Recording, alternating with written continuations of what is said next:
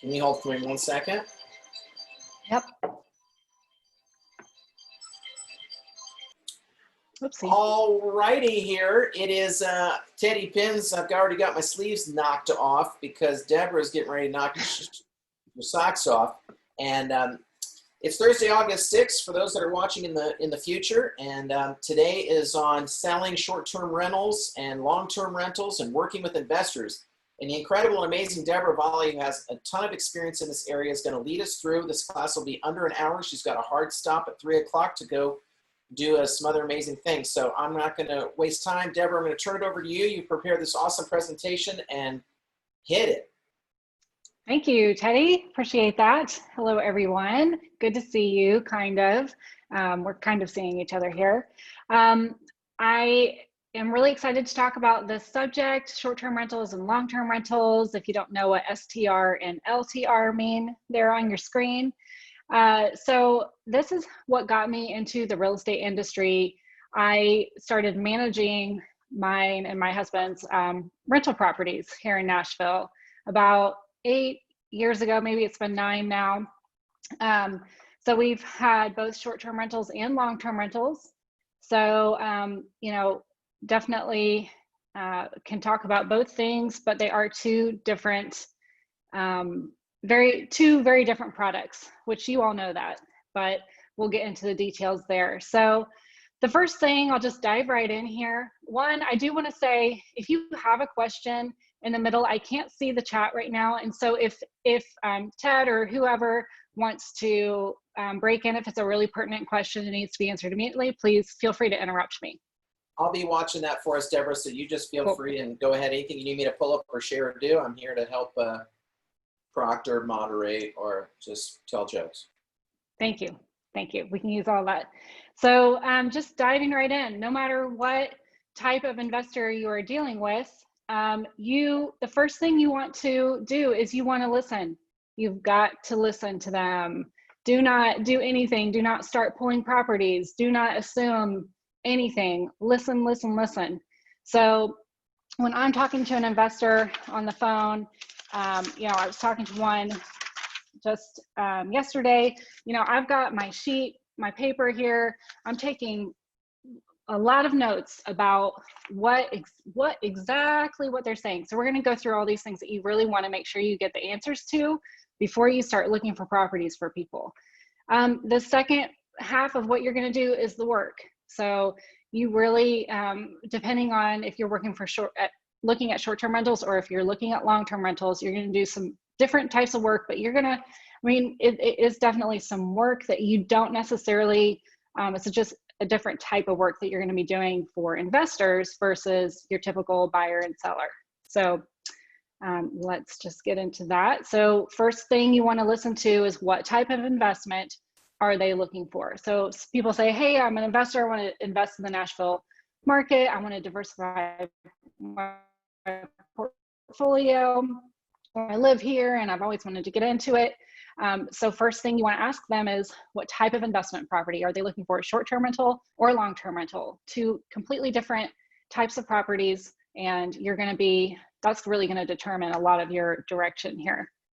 The second thing you want to know is what is their experience level? Do they have property in other markets? Are they currently investing and live in Chicago, but they've heard so much about Nashville, they want to look at Nashville? Well, we all know the Nashville market is quite different from other markets in a lot of different ways, just because we have so much industry here and we also have tons of investors here.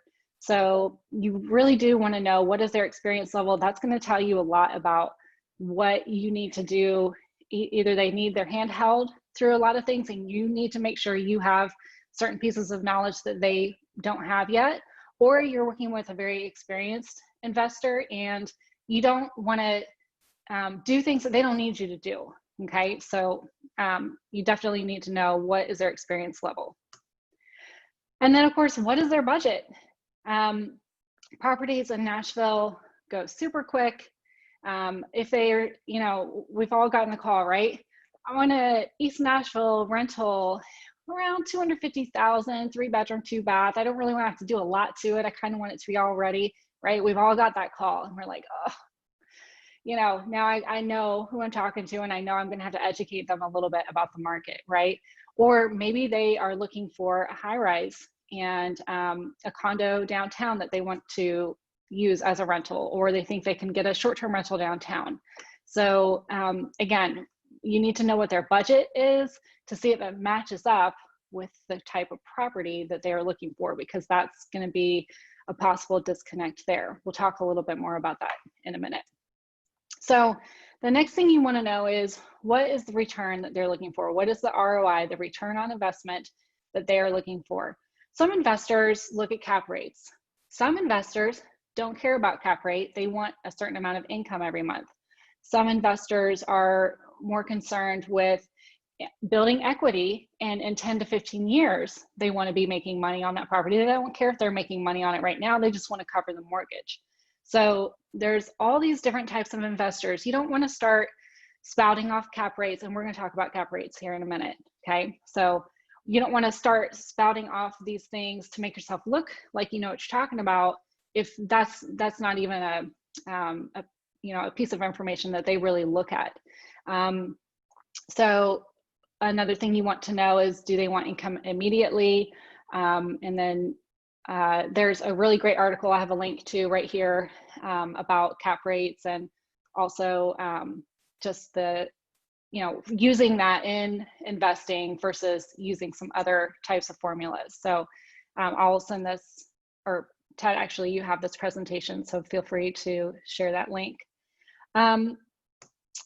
So then after you get all this information, that's when you start going to work for this investor, okay? First, get a buyer's rep agreement or get the listing agreement, right? Depending on what side you're doing. I'll send an initial email to people, kind of recapping my initial conversation with them to reiterate all the things I listened to that they were saying, make sure we're on the same page. And I just tell people, hey, out of fairness to my clients, if I'm going to be devoting time to you, then I do need you to sign a buyer's rep agreement, or because typically the investors, you're dealing with the buyer in this type of situation. So definitely just get it, because otherwise it's a lot of work. So it's a lot of work that goes into helping investors. And so don't discount your time here. This is crucial, you guys. I mean, you don't want to do all this work and then not get paid. So definitely do the work. Let's see. Andrea, if you don't mind muting yourself, or thank you, Ted. So when it's time to get to work, what you want to really make sure people know is that time is of the essence, right? The Nashville market is extremely saturated with investors. So there are tons of people out there looking for deals, especially right now. And you need to know that they are ready to do the deal when you find it for them. The next thing to note is, where are you going to be looking for these properties? Okay, I'm kind of going through these things quickly because I want there to be plenty of time for you all to ask questions at the end, but if I'm going too fast, please let me know. So when you're looking for long-term rentals, you're going to use the MLS for sure. I highly recommend joining REN. It's the Real Estate Investors of Nashville. And that's a great organization that you can get connected to people that are doing a lot of, more of the wholesale type deals. Again, it's almost like you really focus in that area. Some of the people in the rental organization, especially, really, that's just all they do, is they deal with these investment properties.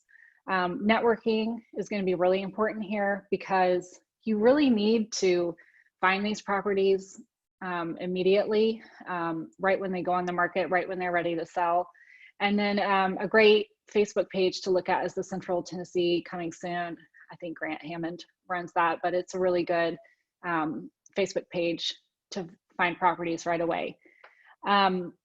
Short-term rentals are a little more challenging, as you all probably know. When you're looking for short-term rentals, you can search on the MLS, you can search for STR in the comment section and things like that. They are a little difficult to find on the MLS. I do have a website where I try to list the properties that I know, not list, but I try to show on there and link to people's listings just as a resource if there are properties that are short-term rental eligible, permit eligible. And then again, that Central Tennessee coming soon Facebook page, there you'll see them on there. And then I have a Facebook page, the Nashville STR Realtor page, where it's only for realtors, which the other pages as well, especially with the new Clear Cooperation. We just have to make sure everybody's a real estate agent on that page because we do put coming soons on there. Even, you know, we have to follow the rules, but that is another place where you can also ask if you have a buyer need. You can post it on those pages. So that's probably the easiest and quickest way to find those properties if you're looking for them. So when you're running the numbers on short-term rentals, you're going to use what's called a pro forma. It shows investors what their return on their investment is going to be, their ROI, and I'll show you an example here in a moment. And then for long-term rental investors, you're going to probably show them a cap rate, or at least start there. And let's just look at this real quick. So this is a pro forma for a short-term rental. I highly recommend when you're running pro formas to have a third party do this for you. The reason being, I really, if I do it myself, I'm like, this is an estimate. This is not guaranteed. I really don't want my buyer saying, you told me this was gonna make this much a month. I don't know what the fluctuations in the market are gonna be, right? So I really try to rely on third parties who are managing multiple properties in Nashville, and they just have a larger pool to pull from when they're running these types of comps, really, to show what the income's going to be. So this is an example done by iTrip Vacations. If you all have met Kevin Copeland, he's the one who runs the Nashville franchise for iTrip. And so this is an example of one that he did for me, where he gave the gross revenue.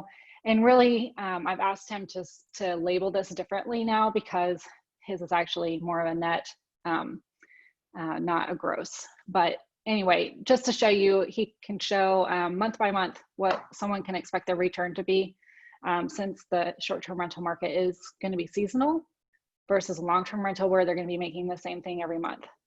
So just a quick example there.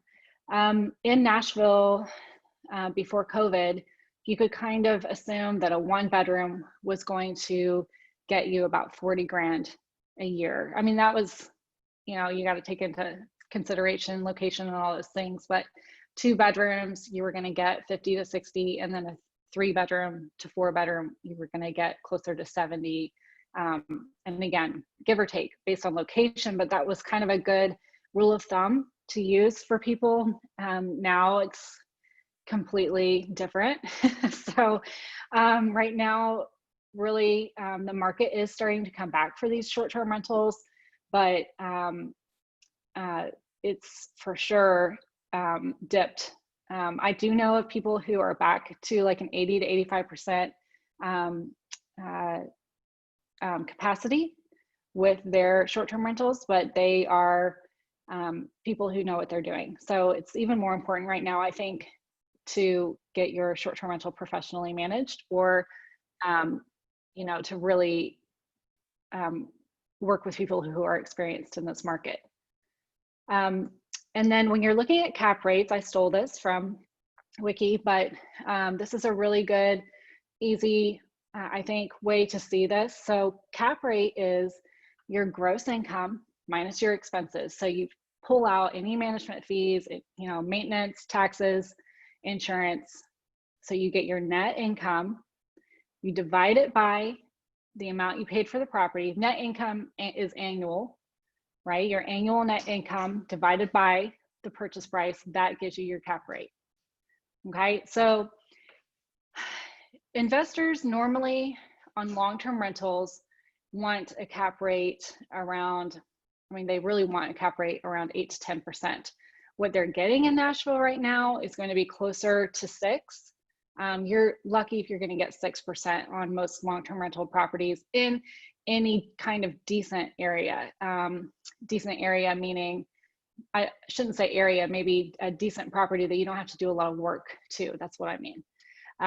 So if you're going to get a property that needs some work and you want to try to flip it, you may get a higher cap rate. But if you are going to put $40,000 into a property, you need to make sure you're going to get that back.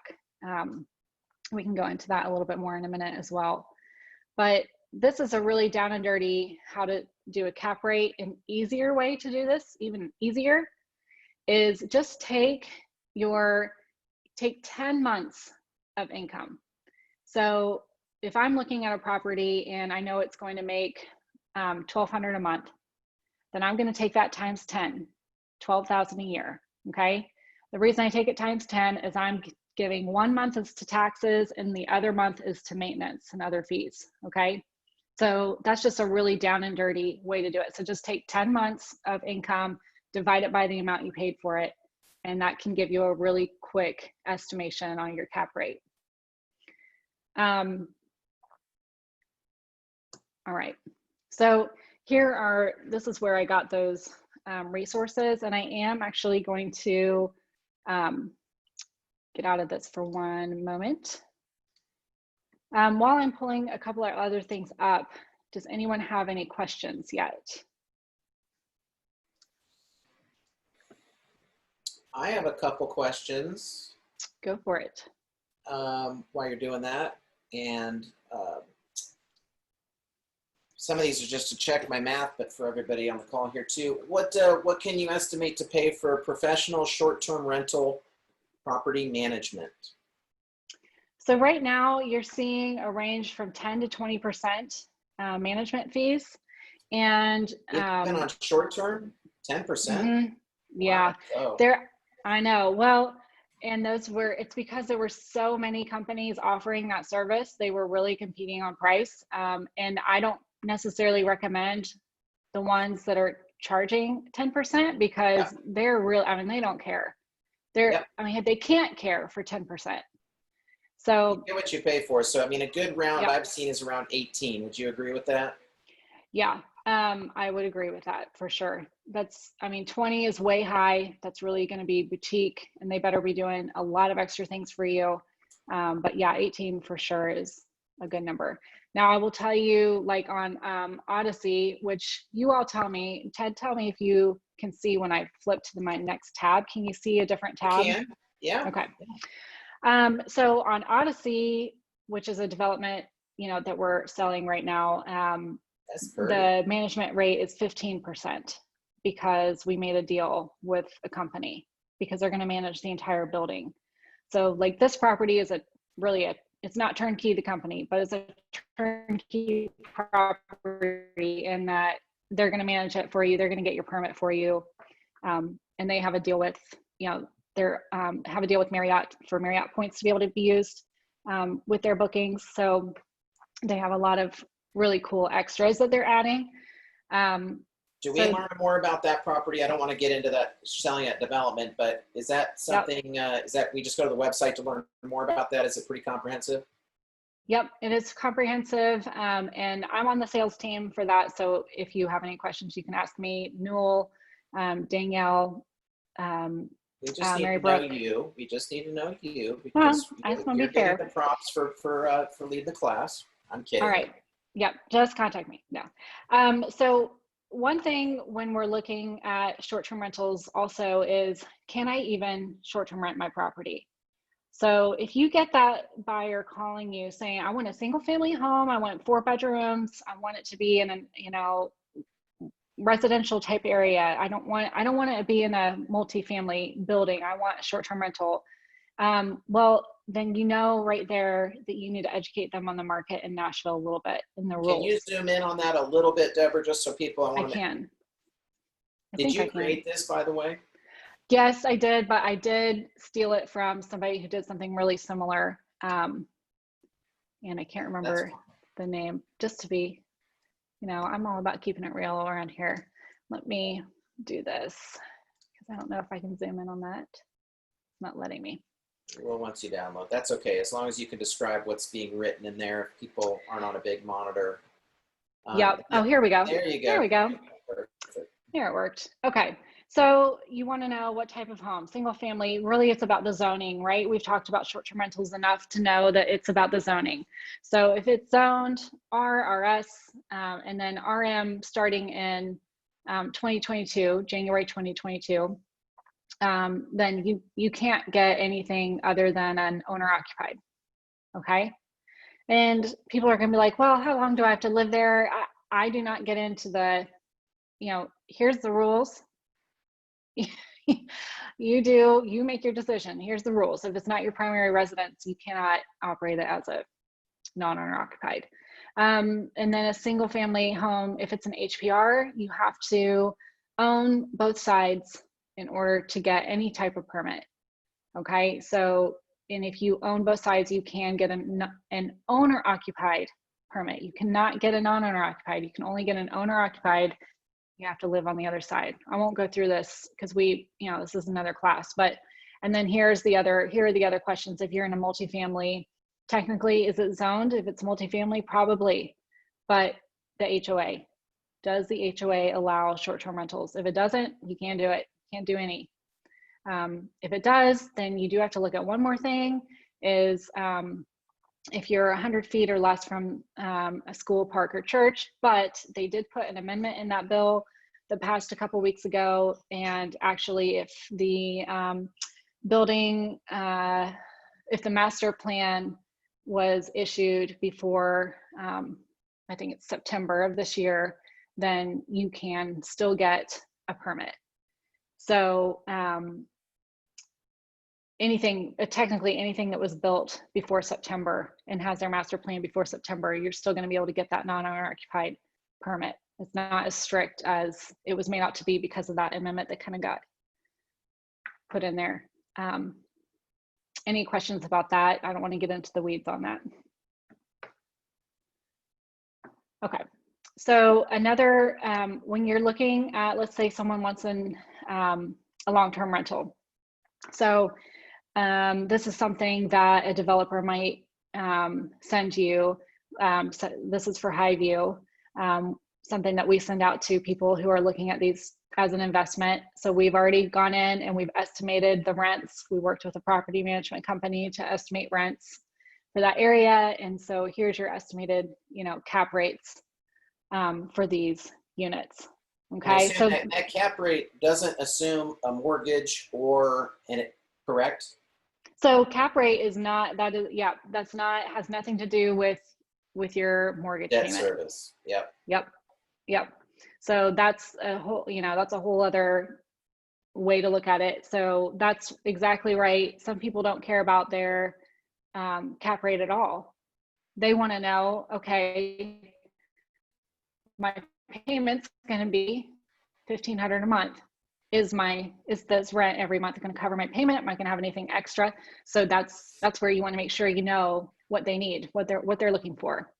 The other thing I will say is, in Nashville, if people don't have cash right now for these investment properties, depending on what kind of investment property they need, if they don't have their financing in line, they're not going to get the property.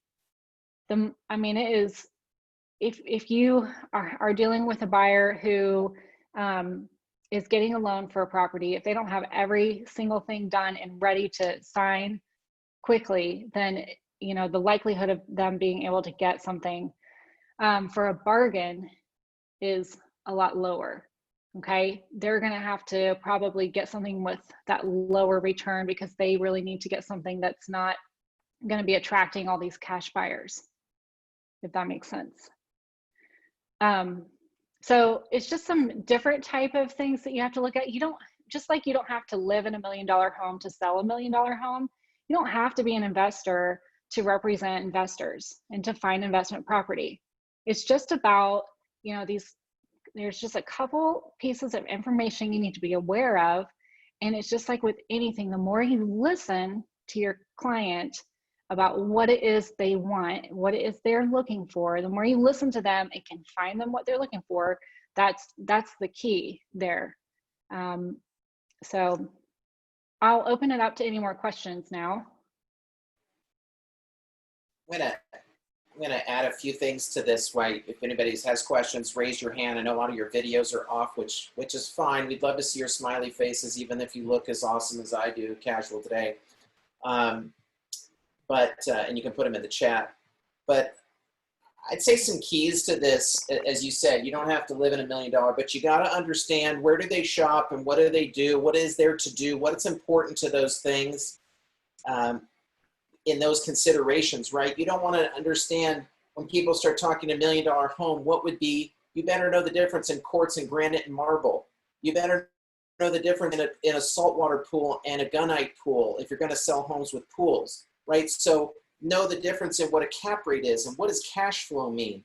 And be mindful that cash flow is kind of like interest rates. A lot of people are on an ego trip on what their interest rate is, but the interest rate doesn't tell you anything about what they did to get that interest rate. They could have bought down the interest rate. I mean, I see people all the time, these egoists that are like, oh, I got a 2.7, blah, blah. You know, I can get a 1.1. It's not that hard, folks. And so just don't be mystified or get bullied by investors, because most of them and many of them have big egos. Big egos. So you better know how to stand your ground and know your stuff so that you don't get bullied. It's not that you have to know everything, but you need to know, know your stuff about HOA fees and what they cover and the budget of the building. If there's a cap on investor units, when you're ever analyzing a new building or development that's coming online, always ask, is this conventional financing approved? What percentage of investors are they capping at? You can ask if it's short-term approved. Most of them are not, but you can ask. What are their previous rents have they been getting? What are other important questions, Deborah, when you're vetting an investment to say, what's the zoning? It's a big one. What is the zoning? What is the zoning? And don't believe just what they tell you, right? So you need to validate that zoning and know what the difference in zoning is. And so, maybe we'll talk a little bit about zoning. We've got some time here left and we can do a class on zoning, but there also is a diagram. I'm sure, Deborah, you know where that's located. I think it's in the Davidson County site. Thank you. I actually meant to. So if you guys just Google Davidson County land use. See, I just was look at it. She already has it right in there. Yep. You've been here once I before. use that a lot. Yeah. So this is your little Bible here. Will you zoom in on that a little bit there again, Deborah? Yeah. Let's see if I can. It's not down like lower me right, trying to zoom today. plus. Oh, thank you. Thank you. So yeah, you literally, can I add a dadu in my house? Well, what's a dadu, Deborah? What's a dadu? So you got a detached accessory dwelling unit is what dadu means. D-A-D-U, detached accessory dwelling unit. So when you go here, you see accessory apartment, accessory dwelling, detached. Here's where you can do that. You've got to be R80 through R6, R6 through 80, RM. So you see when people have the RS, they can't do it. You can't do a dadu.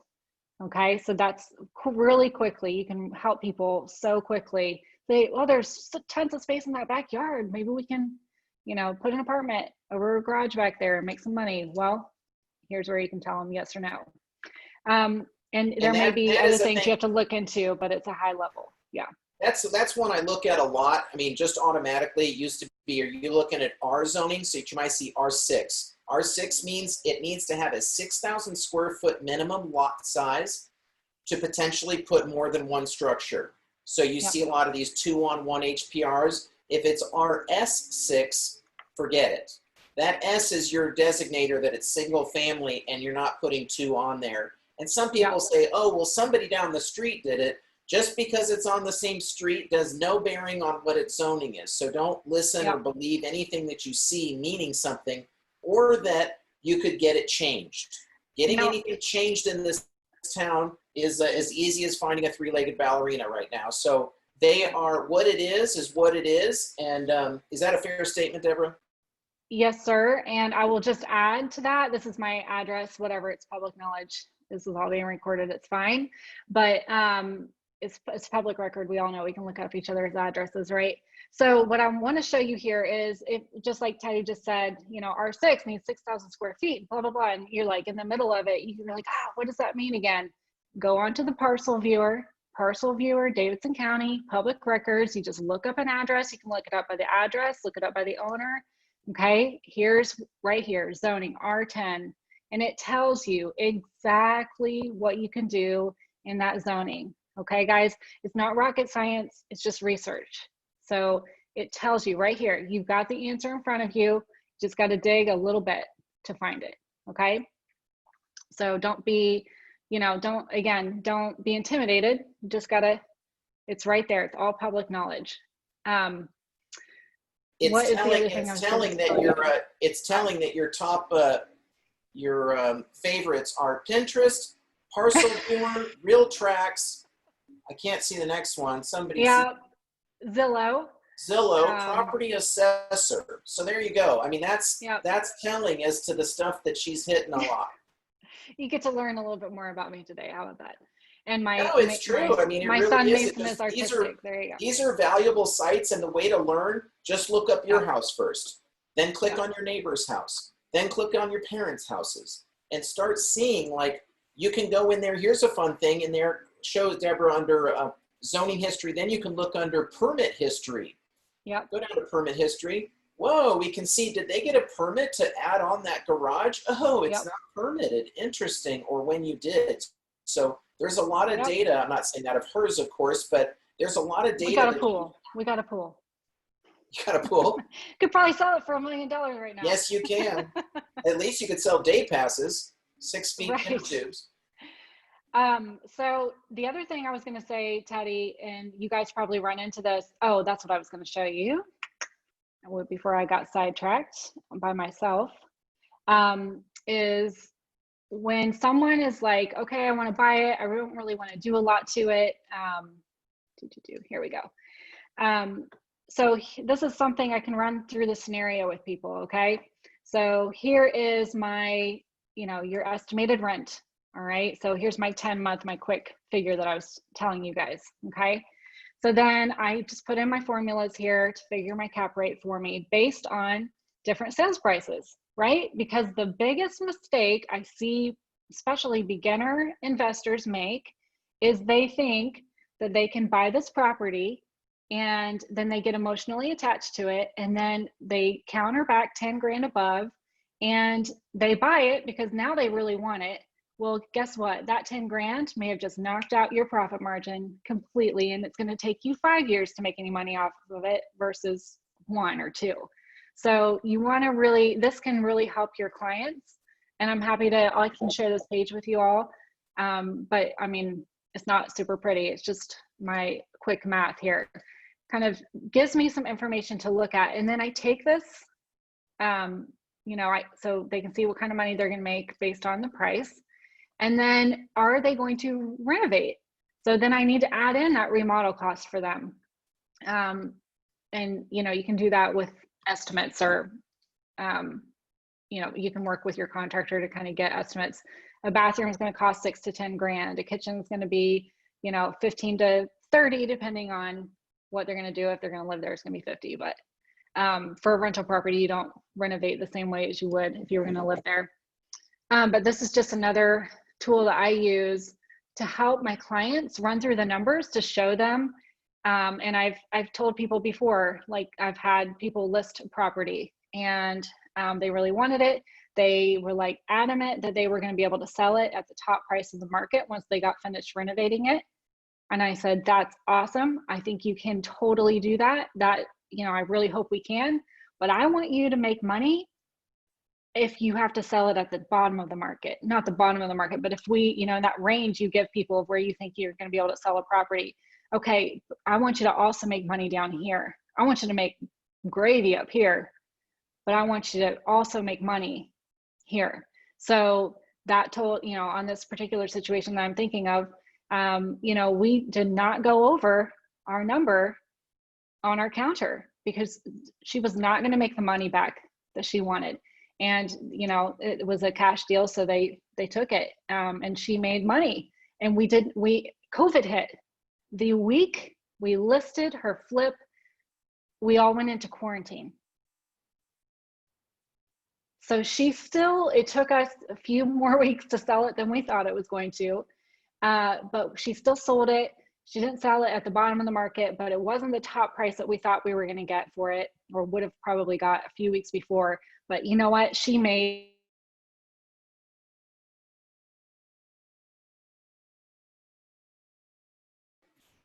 Deborah froze from all this investor crunching. But we'll have to figure out how much we have to bribe her to give us a copy of this template. As you can see in the bottom, there's a bunch of tabs there of her flip worksheet or one-page template and things like that. So, you know, these are some things sometimes that we're open to share, but they are sort of proprietary, or some of our tricks, if you will. So at least we're getting a lot of information of how she's handling it. And you can see she's pretty astute and a pro at this, but she started kind of in the basement, if you will, learning this business. I mean, she hasn't had her license that long, and she's taken off like a rocket. So I know she's logged off here and maybe having an internet problem, but maybe I can answer any questions or give some insight. Do you have, there's no questions that are too silly. This is the place to ask. So please, anybody have any thoughts, questions, or things they want to share? It's like rapid fire. How to work with investors in 43 minutes. Cap rates are real important when it comes to commercial. That's the way everything is evaluated. Everything. But as I was mentioning before on cash flow, you know, it really matters as far as what they put down, you know, and do you want it to cash flow? Because then you're going to pay tax on any money that you make. So, you know, don't get into getting in taxes with them, but there's more to owning a home than what I bought it for and what I sold it for. Right? You get to deduct the interest you pay each month. And so it's an investment vehicle beyond the X's and the O's. And that needs to be calculated into the big picture, is what sort of tax advantages is that creating for us? Also, if you're working with people starting in an investment business, or you're thinking of that, first thing to do is get a separate bank account and credit card. Do not mix and mingle anything that's going on in that business in your business. That goes for your real estate business as well. Separate it immediately, and if it's too late, just do it today. You got to do it. It's non-negotiable. So get a separate account and recognize that there's other places besides the core of Nashville to invest where there's good returns too. So yeah, so Exactly. yeah, so cash flowing, yeah. So you know, you can pay what you pay in a mortgage, but then you've got to make sure you account for those other things. That taxes are going to go up, and HOA fees. It's not if, it's when they're going to go up. There could be assessments in the building. So assessments. Let's say it needs a new roof. They can all of a sudden throw an assessment for $4,000 on everybody. They have that right.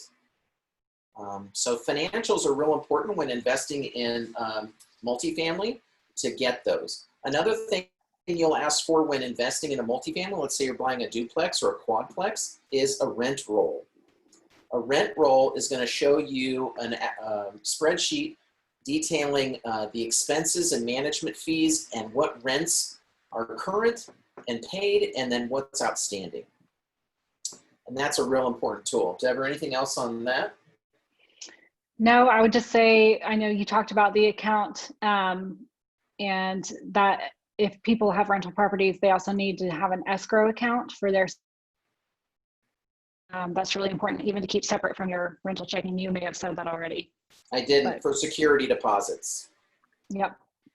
Yep. So you have to, that has to be held in escrow. So you have to open a separate account for that, and you want to talk to your banker to make sure you're not going to be getting charged monthly fee on that. If you have accounts at that bank, they should be able to create a savings account for you that is your escrow account. They're not charging you that monthly fee.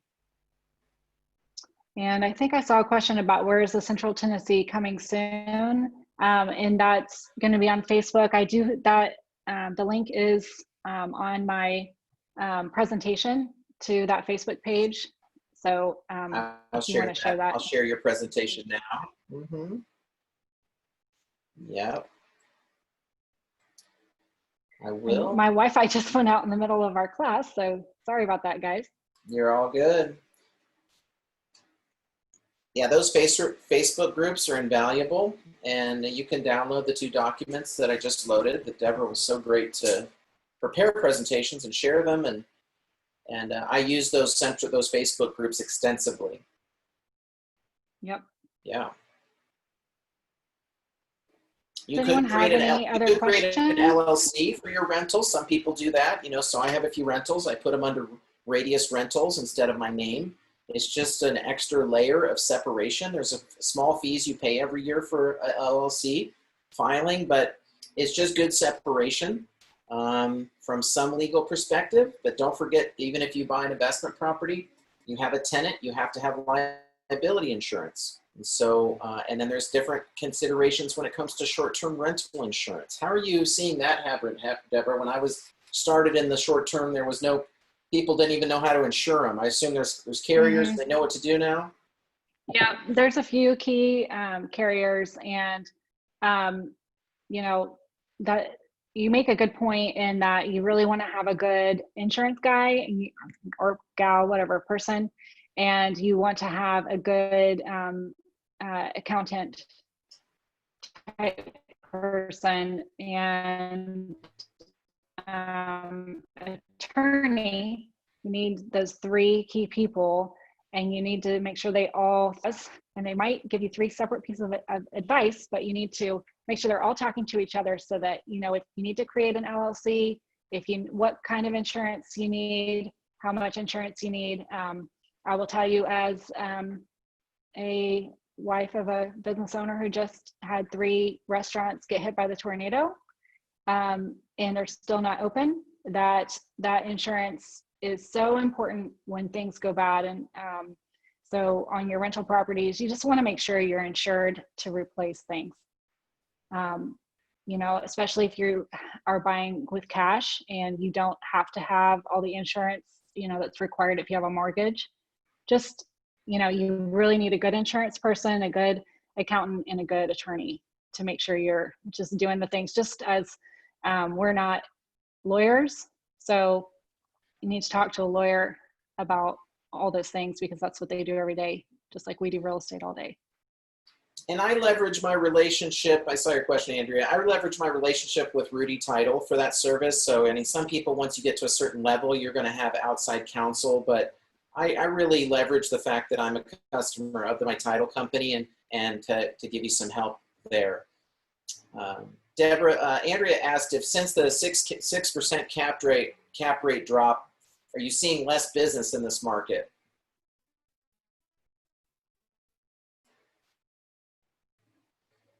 The part of Deborah. I wouldn't say, what? Nothing, you froze there for a minute. We're getting 56K dial-up. Go ahead. Jeez. So I would say not less, but it's just managing expectations, right? Expectations are best met when they're first understood, right? So as long as people know that that's kind of what you're going to find, unless, like Teddy said, people just need to know they're going to have to go a little further out from that downtown core to get that higher return on their properties, to be able to buy at a lower purchase price. So I wouldn't say that I've seen a decrease. I've just seen it's harder to find these properties for these buyers. It's more difficult because they're going so quickly. I will say the last property I was able to get for my buyers hadn't even hit the market yet. The agent was selling one up the street and we didn't get it.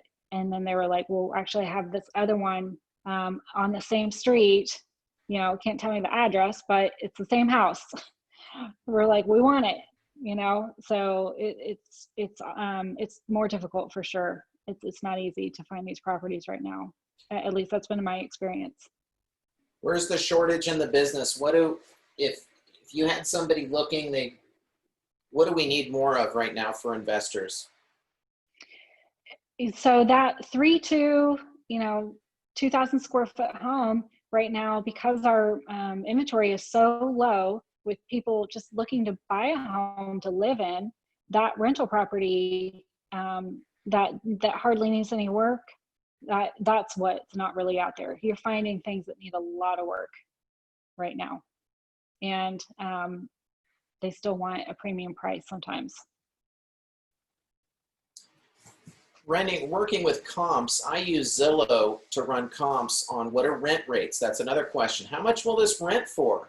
Well, be careful. I tend to go to Zillow and look at what other people are asking. You're not going to see closed data the same way, but don't use a multiplier as a rule of thumb. Some people say, oh, it's $2 a foot, or it's $1.50 a foot, or it's $3 a foot. That can get you into some dangerous territory. Agree, Deborah? Any other thoughts on that? Yeah, I use Zillow as well. I just go on there and look for rentals in that area. You can also run comps on the MLS for rentals.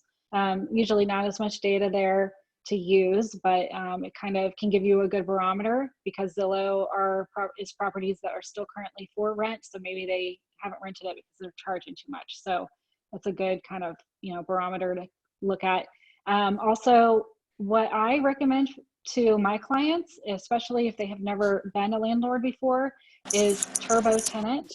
So turbotenant.com, that's what I use.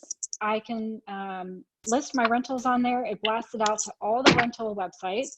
I don't have to go through and list it on every single site. It also allows people to apply online through a link. And they can also get their credit check run. It's free to the landlord to use, whoever's getting in their cart. So it's free to the landlord to use. They make their money when the prospective tenant, you ask them to run a credit check, and it costs the tenant $45 to get their credit check run, which is normal. They're gonna have to pay an application fee, and that's the reason. So Turbo Tenant, it just makes it really easy. And anyone who needs to know like what lease to use, of course there is one on Transaction Desk or with Trek, but I recommend using one that you've had vetted by a law firm that knows that it can be used in the case of an eviction.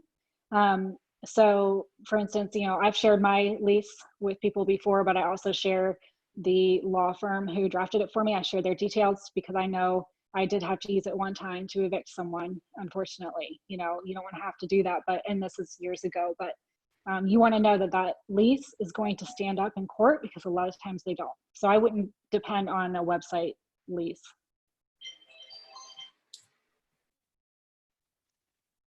I'll give you my tip on getting around the Zillow fee. So Zillow charges $9.95 a week to post your listing on there for rent.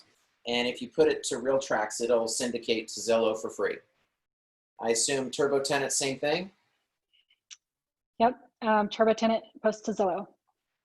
So if you go direct to Zillow and input your listing, they're now charging you $10 a week. But why shouldn't they? They control the market, friends.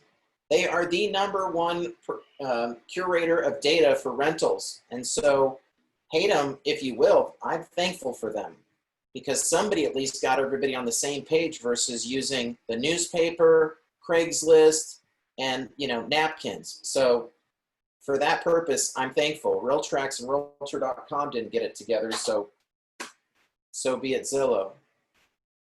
Yep. But there is a workaround to paying that $10 fee. Traditional property management, you're also going to see run about 8 to 10% per month for management. That is to collect your rents and to do a 1099 and disperse rents and handle management and maintenance. What it doesn't get you is a tenant. Typically, to get a tenant, they're going to charge you about first month's rent. That is to market and negotiate a lease and handle a move-in. Okay, so that is the long-term rental management model. There is a company in town, a friend of mine works for, I'm not promoting it, but they have a neat model. It's $69 a month flat fee, and they charge you by the hour for the work they do. It still ends up working out to about 9 to 11% per month, but I like the itemization of seeing what you're paying for. They do quarterly inspections. They require that the tenant change the air filter every month, and they give them those. And their system is immaculate. And that's Tandem Realty. But, you know, my sister owns Village Property Management, not affiliated with Village anymore. And there's many, many others as far as long-term rental management. When I say long-term, anything other than like by the day, by the week, by the month. Anything longer than 30 days, technically, but yeah. Be mindful too, some places offer 6 months leases versus a year. And don't get mystified by these things called corporate leases. Oh, we'll just do a corporate lease. Sometimes people are using that as a workaround where, and I'm not saying that it can't work, but just be mindful that if people say, oh, I'll rent it to my LLC and then I can find a short-term renter around that because it's a long-term lease. Be careful in subleasing. A lot of these buildings are hip to the tricks. So, Yep. And let's self-police each other. If you do see problems or people violating rules, you know, I used to live at the Icon and people were hiding keys in bushes and doing short-term rentals. It doesn't do anybody any favors to be, you know, skirting the system. It just hurts us all. So let's just help each other keep honest. Have your pet spayed and neutered. Anything else for Deborah before we log off here? 2:58, 2 minutes to spare. Let's give Deborah a hand, everybody. Thanks, guys. Appreciate the participation. Great to see you all. So awesome, Deborah. How many face masks do we have to pay you to share your template? The template I showed you, you just give me a smile. Oh, Or that's not. great. Let's all give her a big smile. She'll share her. Smile. All right. She'll share her. You'll share your Excel spreadsheet, and before we log off, if you download the rental analysis that Roger posted as well, that one just about made me dizzy when I opened it. So I'm looking forward to see about that. So Deborah, would you mind? Are you open to post it to the Facebook? Yeah. You mean which thing? Yeah, clear your spreadsheet that had your templates. It had like your clear all your personal stuff out of there. But I'd love the formulas in there. I saw you had like a flip one and all that. If you're open to share that, we will keep it amongst the family. But it'll be for those of us that do check the Facebook, and we appreciate you. You got it. Thank you, Deborah. Appreciate y'all. Any questions? Bye. Reach out to her or me. Have a great one. Bye-bye. Thank you, Deborah. See you, Janet.